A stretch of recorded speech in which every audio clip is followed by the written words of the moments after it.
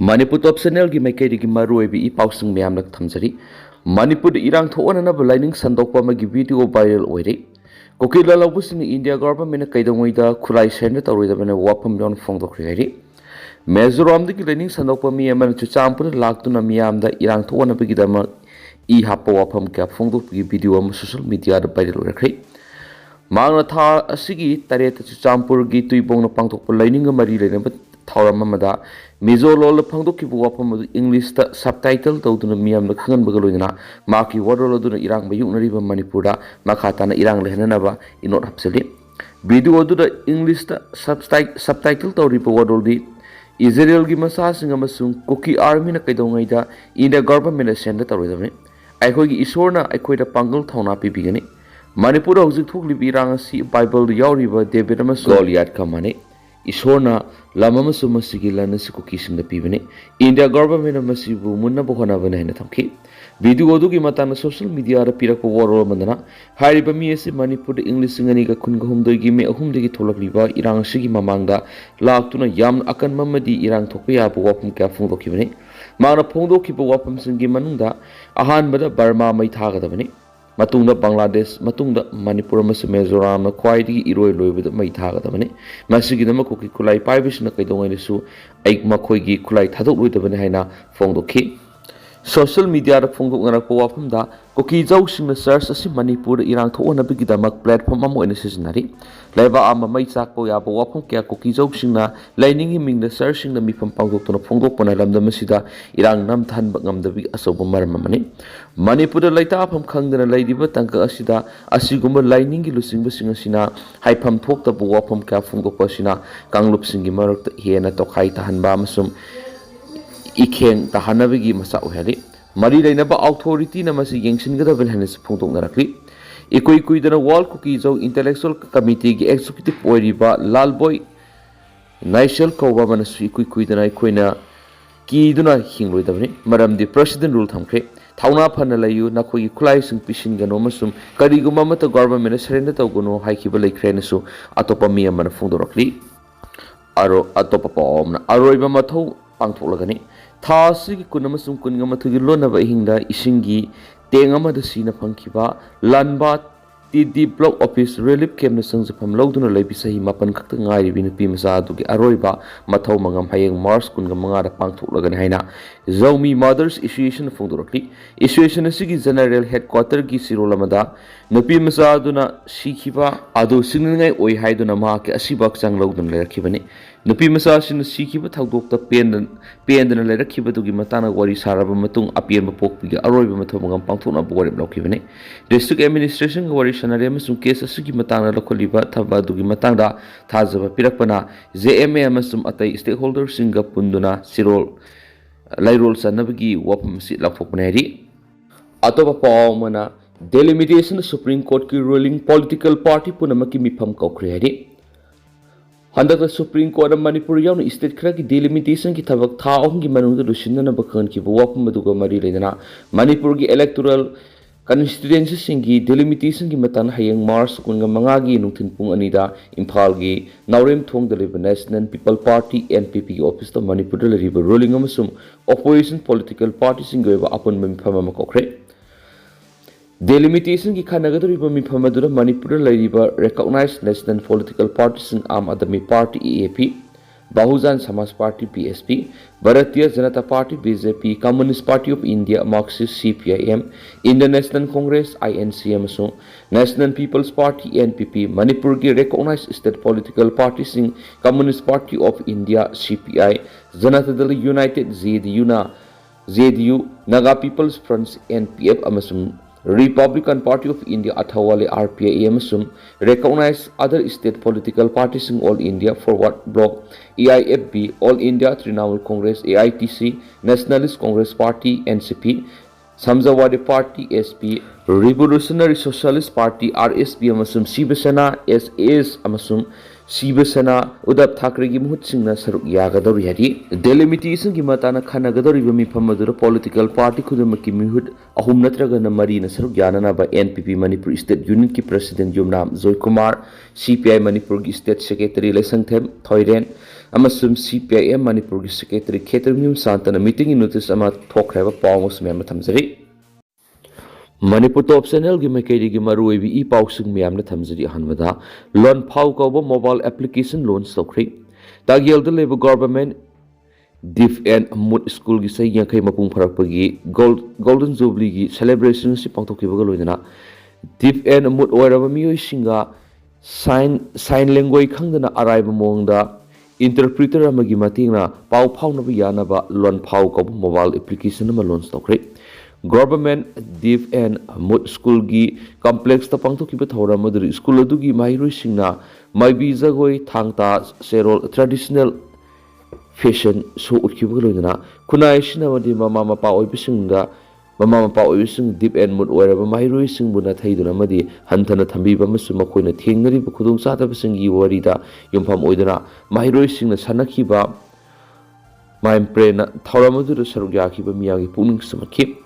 Manipur lenga ki DIPR amadi mahut director ngangom utam social welfare director Anjali Songtham joint director Ziteswar Kaishama Madi, she's a hospital gi NS Dr. Wahengwam Ibosawa, Akanana Mitulen Sing when Seruk Yaduna Pangtoki Toramadura, School Adugi Hani Oza Sing the Asamba Kudul Tamdun Ikaikum Putki, Loinana. High SLC exam the Mark Wang Pangduna my Paula Krabamadi to one ba Sana Kona Bigi competition Kia the Manala Krabi School Adugi, my reason Sadibigi Ramadi Asamba Kudul Piduna Puntotki.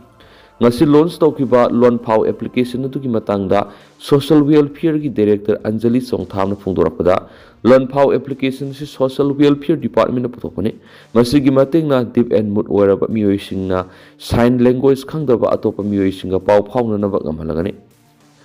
amasum Deep and Mood oiraba miyoi singna thabak thoram kayada pau phauna bawaba digi awaba mayunara madu application sigi matengna kon mangamlagani roindana pau phaunaba matamni application asigi matingna interpreter amana sijinaduna line pau phaunaba ngamlagani amadi application asigi damakta interpreter sing pungkun ga mari thabak tawgon hen sapongdoki ngasi launch toriba loan phau application asi android ki oina play store da phanganba hokre amadi iOS ki oina su athuba da phangalagani hairena su paus ta makhatana phongdorakli amaromdana umanglai harabagi workshop pangtholagani Iramdam asida umanglai kol khudingda maihawrol gi pangthoktuna laglaba umanglai harabgi sadlon chasing ningthina khangduna laigoeba asumba thorom singma pungpana pangthok ngamnaba panamda nongpok ningthau apan thoibi Thursna lakli bisai sigi me kun taretagi June gi ani phawba numit tari ni subna umanglai harau haibisida workshop ma pangtholagani workshop asida lamdam asida laidipa umang Laikol gi thaumi amadi miyamna saruk yabiyo haina trust asigi maikeri gi phongdorakli ngasi Thaubal nongpok singda leiba ibudau ebenda wani gi khupamda pawgi mifam pangtholoduna nongpok ningtho apan thoibi trust gi cultural organizing secretary Ratalesang themnai umanglai harau bai bis kari maram gi damak pangthokibano haujik leiriba mahairoi singasi Laitringai mamangda aikhogi laibak te ningthau panduna maning tamba laiba am oirami laibak ki asingba laifam mai sangdi umang laifam ni habada hamam thokloi umang lai harau bai bisi mi harau bani lai harau bada laiba si khunjau na ba saho nga hong na ba madi aikhogi akoi bada lairiba thawai pan mising nungai ai bi marang kaina panana na bi ira thoni pangthokoni mamangai matamgi paipu singna tungi mirol gi dam khanbiduna umang lai harau rami Pokadaba thawai singamadi lakadaba mirol sing malemda matam sangna hingba ngamnana ba masum asengba nungsit nungsa phangba ngamnaba khudol kya pipirami khudol singadugi manungsana laifam singasida aso upal wapal haira na singba kaya thaduna miyoibigi lapthoknaba yadraba lamlaki use kaya makhal kya saktaduna madi wahum saduna sadarunda sandui miyoibena Thaba ngamnaroidaba upal wapal kya amasu lamlaki usek singna malemda khudol tambiduna thawai kya gi asing nungsit phangali umanglai harawa matamda laigi sanaba kanglon gi manungsana lonsat khara pantarabadi setmelon thaksi yumbarol yumsarol amasum laisol tinsol lengak lon phije chaksa phije laiteng lol yekna singba kaya si umanglai harawa ningthina masaktai adu haujiki matamda lai harawigi masat kya si tapna mangsilakli setningba fijet lighting siznarakpa nat ki kumaida ahenba satnarol kya semjin sajilakpa mayai ka basinjak siznaduna khatna sainaba laiba wathuk oirakpa kya sidagi ngak thokpa ngamnaba madi mapung phaba asumba lai gi thorom pangthokpa ngamnaba panamda numit tari ani ki workshop asi pangthokpune haina phongdorakhi amaromdana Thawal ningthau laibungda mukna thangta sari sara amadi jagoi sintam loisang pahangdokri Thawal Masai ko na mahaurol dagi Thawal ningthau lairembi ka sagon adun lakliba mukna thangta sari sara amadi jagoi tamjana ba sintam loisang amanga sidagi hangdokri Thawal ningthau lairembi thawgolum na maruiba thawdang longduna hangdokliba madi numaijing khuding gi oina class amari training tawgudaba sintam loisang adu sapom gi thoromda khangabok SC MLA Suraj Kumar Okram Thawal ningthau lairembi gi thawgolup ki president Sograpam Robin Manga Sai NERC ki retired assistant director Konsam Michael Uttara Sanglil Sanakunungi custom secretary TS Ibungo Halna Mathangsin Atoba Mitunglen Thoramapu amadi marueba lengbirapa singoina sarugyaki thangta amadi mukna na singwa masana kaya su utkiba sintam loisang sapong bagi thoramaduga mari leinana MLA Suraj Kumar Okram na hai aikogi paipu singna aikogi irol amadi iyek ningtina thambiramba si Manipuri sing mite aikogi damak yamna sakhoksan ngayamani aikogi culture amadi spokesman gi phibam thak wang na lay amasum Maharashtra na singmo lamda kusti masana yokali maduna maram oiraga wrestling na singba masana kayada makoigi sanaroi kaya putokpa ngami aikoi su mukna masana sida hena thawai yaukshinduna wrestling na singba masana kayada maming laiba sanaroi sing soidana putokpa ngamgani aikoigi thangta masanada tongwanba magul kaya yauri pudama si yokhatnaba honabada aikoi ahenba miyeng sanghaningi hairaduna Thawal ningthau lairembi thawgolup amadi laikai marigi miyamna laibung asida asigumlaba sintam loisangama hangdokpiriba sida MLA gi maikaidagi pangbiaba angama matingsing pangani haina thajaba pikhi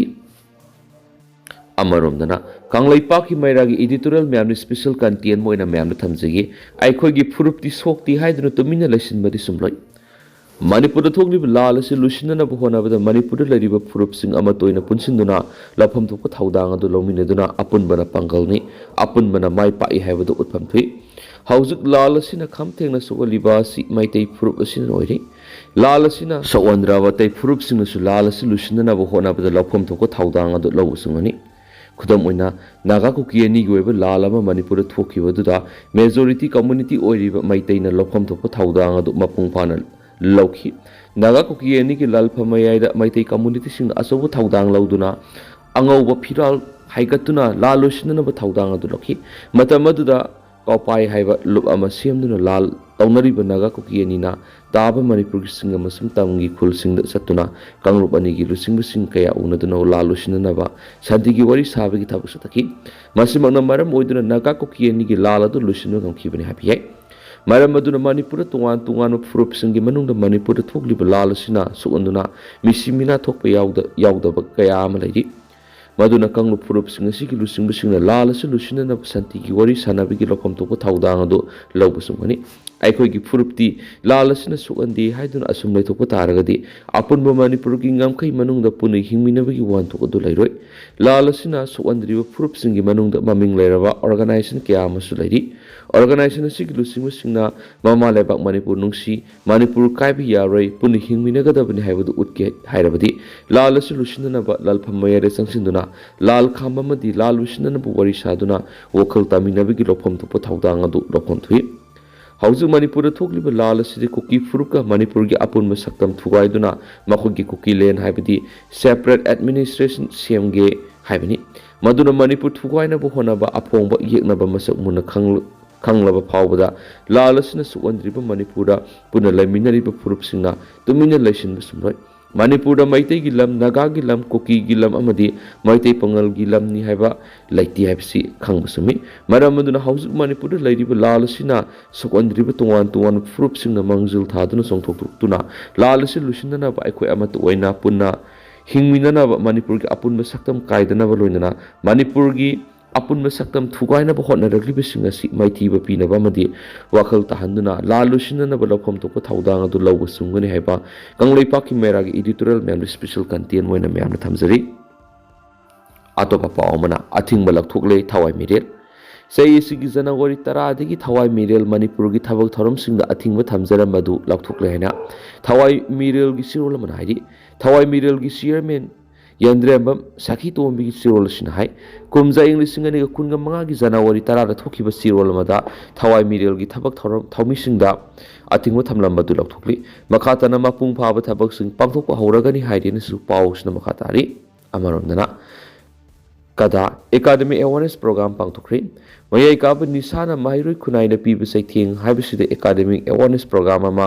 ꯀꯣꯂꯤꯖꯟꯁ against drug and alcohol ꯀꯗꯥꯅ ꯁꯤꯟꯗꯨꯅ ꯀꯛꯆꯤꯡ ꯗꯤꯁꯇ꯭ꯔꯤꯛꯀꯤ ꯑꯔꯣꯡ ꯍꯥꯏ ꯁ꯭ꯀꯨꯜꯗ ꯄꯥꯡꯊꯣꯛꯈ꯭ꯔꯦ academic awareness ꯑꯗꯨꯗ ꯀꯗꯥꯒꯤ president ꯍꯤꯖꯝ ꯄ꯭ꯔꯤꯌꯣ Kumar ꯑꯔꯣꯡ high school ꯀꯛꯆꯤꯡꯒꯤ head master ꯃꯥꯏꯕꯝ ꯆꯥꯎꯕ Devi social worker ꯃꯥꯏꯕꯝ ꯁꯨꯔꯆꯟꯗ꯭ꯔ ꯑꯃꯗꯤ ꯀꯗꯥ ꯀꯛꯆꯤꯡ district ꯀꯃꯤꯇꯤꯒꯤ president ꯁꯣꯔꯣꯛꯈꯥꯏꯕꯝ ꯅꯦꯅꯥꯅ president ꯃꯦꯝꯕꯔꯁꯤꯡ ꯑꯣꯏꯅ ꯁꯔꯨꯛ ꯌꯥꯈꯤ ꯂꯣꯏꯅꯅ ꯀꯗꯥꯒꯤ ꯚꯥꯏꯁ ꯄ꯭ꯔꯁꯤꯗꯦꯟ ꯅꯤꯡꯊꯧꯖꯝ ꯗꯣꯔꯦꯟ ꯑꯃꯗꯤ UCMꯒꯤ ꯁꯦꯀ꯭ꯔꯦꯇꯔꯤ ꯑꯣꯔꯒꯅꯥꯏꯖꯦꯁꯟ ꯗꯤꯄꯟꯖꯤꯠ ꯅꯤꯡꯊꯧꯖꯝꯅ ꯔꯤꯁꯣꯔꯁ ꯄꯔꯁꯟ ꯑꯣꯏꯅ ꯁꯔꯨꯛ ꯌꯥꯈꯤ ꯑꯃꯔꯣꯝꯗꯅ ꯑꯍꯨꯝꯂꯛ ꯁꯨꯕ ꯕꯪꯒ꯭ꯂꯥꯗꯦꯁ ꯈꯣꯡꯆꯠꯇ ꯅꯥꯠꯀꯤ ꯄꯣꯠꯂꯝ ꯀꯌꯥ ꯈꯨꯗꯣꯜ ꯇꯝꯈ꯭ꯔꯦꯕ ꯄꯥꯎ ꯑꯃꯁꯨ ꯃꯌꯥꯝꯅ ꯇꯦꯟꯇꯛꯅ ꯊꯝꯖꯒꯤ ꯃꯥꯔꯆ 22ꯗꯒꯤ ꯕꯪꯒ꯭ꯂꯥꯗꯦꯁꯀꯤ ꯃꯐꯝ ꯀꯌꯥꯗ ꯀꯣꯏꯅ ꯆꯠꯄꯒ ꯂꯣꯏꯅꯅ ꯄꯨꯋꯥꯔꯤꯒ ꯁꯥꯒꯣꯟꯅꯕ ꯃꯐꯝ ꯀꯌꯥꯗ ꯅꯨꯃꯤꯠ 9ꯅꯤ ꯁꯨꯞꯅ ꯊꯤꯖꯤꯟ ꯈꯣꯡꯆꯠ ꯃꯥꯏ ꯄꯥꯛꯅ ꯄꯥꯡꯊꯣꯛꯈꯤꯕꯒ ꯂꯣꯏꯅꯅ ꯑꯍꯨꯝꯂꯛ ꯁꯨꯕ ꯕꯪꯒ꯭ꯂꯥꯗꯦꯁ ꯈꯣꯡꯆꯠ ꯑꯁꯤꯗ ꯅꯥꯠꯀꯤ ꯄꯣꯠꯂꯝ ꯀꯌꯥ ꯈꯨꯗꯣꯜ ꯇꯝꯈ꯭ꯔꯦ ꯍꯥꯏꯅ ꯏꯅꯥꯠ ꯌꯣꯛꯈꯠꯂꯨꯞ EYLꯅ ꯊꯥꯗꯣꯔꯛꯄ ꯆꯦꯔꯣꯜ ꯑꯃꯅ ꯍꯥꯏꯔꯤ ꯆꯦꯔꯣꯜ ꯑꯁꯤꯅ ꯍꯥꯏ ꯈꯣꯡꯆꯠ ꯑꯁꯤ EYL ꯑꯃꯗꯤ ꯑꯄꯨꯟꯕ ꯃꯅꯤꯄꯨꯔꯤ ꯍꯨꯌꯦꯂꯥꯂꯣꯡ ꯂꯨꯞ ꯈꯨꯠꯁꯝꯅꯗꯨꯅ ꯄꯥꯡꯊꯣꯛꯈꯤꯕꯅꯤ ꯈꯣꯡꯆꯠ ꯑꯁꯤꯗ ꯅꯥꯠꯀꯤ ꯄꯣꯠꯂꯝ ꯀꯌꯥ ꯂꯥꯏꯅꯤꯡ ꯁꯅꯥꯃꯍꯤ ꯂꯥꯏꯁꯪ ꯅꯌꯥ ꯄꯇꯟꯗ ꯂꯥꯡꯗꯤ ꯇꯧꯗ꯭ꯔꯤ ꯑꯃꯗꯤ ꯂꯥꯏꯔꯤꯛ ꯀꯌꯥ ꯈꯨꯗꯣꯜ ꯇꯝꯈꯤ ꯎꯖꯥꯎ ꯂꯩꯔꯦꯝꯕꯤ ꯀꯣꯅꯥꯒꯥꯎ ꯑꯗꯝꯄꯨꯔ ꯕꯪꯒ꯭ꯂꯥꯗꯦꯁꯇ ꯍꯩ ꯂꯩ ꯃꯩꯔꯥ ꯀꯠꯇꯨꯅ ꯈꯨꯔꯨꯝꯕꯒ ꯂꯣꯏꯅꯅ ꯊꯥꯡ ꯇꯥꯒꯤ ꯂꯩꯇꯦꯡ ꯖꯒꯣꯏ ꯈꯨꯗꯣꯜ ꯀꯠꯈꯤ ꯃꯊꯪ ꯈꯣꯡꯆꯠꯇ EYLꯒꯤ ꯊꯧꯃꯤꯁꯤꯡꯅ ꯑꯉꯝꯕ ꯃꯇꯦꯡ ꯄꯥꯡꯈꯤꯅꯁꯨ ꯄꯥꯎꯁꯤꯗ ꯃꯈꯥ ꯇꯥꯅ ꯐꯣꯡꯗꯣꯔꯛꯂꯤ ꯑꯗꯨꯒ ꯇꯦꯟꯇꯛꯅ ꯁꯨꯝꯅ ꯃꯌꯥꯝꯅ ꯊꯝꯖꯒꯤ ꯍꯧꯖꯤꯛ ꯑꯣꯏꯅꯗꯤ ꯃꯌꯥꯝ ꯄꯥꯎꯁꯤꯁꯨ ꯃꯇꯥꯡ ꯑꯁꯤ ꯂꯣꯏꯁꯤꯟꯖꯒꯦ ꯑꯃꯁꯨꯡ ꯃꯌꯥꯝ ꯄꯨꯟꯅ ꯑꯅꯧꯕ ꯑꯞꯗꯦꯠ ꯉꯥꯏꯃꯤꯟꯅꯁꯦꯅ ꯆꯦꯅꯦꯜ ꯑꯁꯤꯒꯤ ꯃꯥꯏꯀꯩꯗꯒꯤ ꯃꯌꯥꯝꯐꯝꯗ ꯃꯈꯥ ꯇꯥꯅ ꯊꯝꯖꯔꯤ ꯃꯈꯥ ꯇꯥꯕ ꯑꯅꯧꯕ ꯑꯞꯗꯦꯠ ꯃꯌꯥꯝ ꯄꯨꯟꯅ ꯉꯥꯏꯃꯤꯟꯅꯁꯤ